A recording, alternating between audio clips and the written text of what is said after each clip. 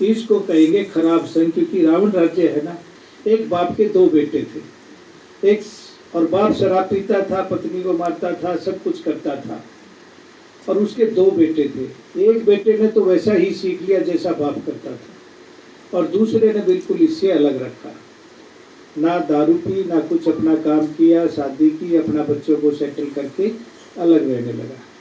वो दोनों बच्चों से किसी ने पूछा तुमने किससे सीखा ये दारू दूरू पीना? लगा बाप से।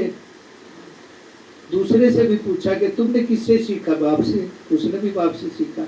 एक ने बाप से सही स्थिति सीख ली, एक ने बाप की वैसी पकड़ ली। सीखा तो दूसरे ने भी बाप से ना, कि बाप मम्मी को मारता है, हमारे को मारता है, पीटता है, घर में क्लेश करता है, अगर ये बाप दारू ना पिए तो सब कुछ ठीक हो जाए।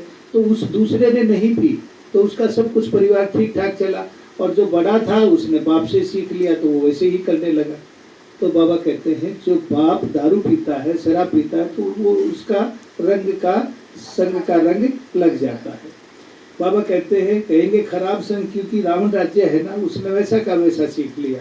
राम राज्य था पर जरूर, परंतु वह कैसे था, कैसे स्थापना हुआ, ये वंडरफुल मीठी बातें तुम बच्चे ही जानते हो, क्योंकि बाप संगम पर आकर हम बच्चों को अपना बनाता है, हमारे को ये चीजें सिखलाता है।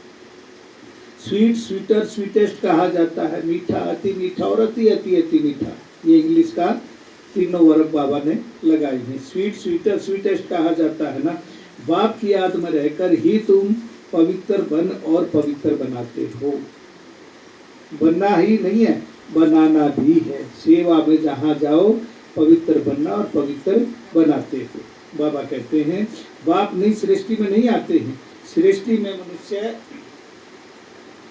बाप नहीं सृष्टि में नहीं आते हैं। सृष्टि में मनुष्य, जानवर, खेती बाड़ी आदि सब होती हैं।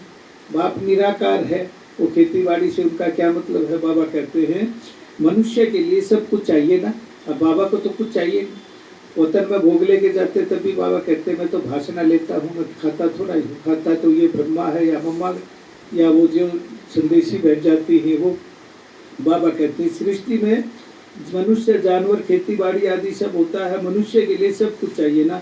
शास्त्रों में प्रलय का वृत्तांत भी रॉन्ग है, प्रलय होती ही नहीं है, यह सृष्टि का चक्कर फिरता ही रहता है।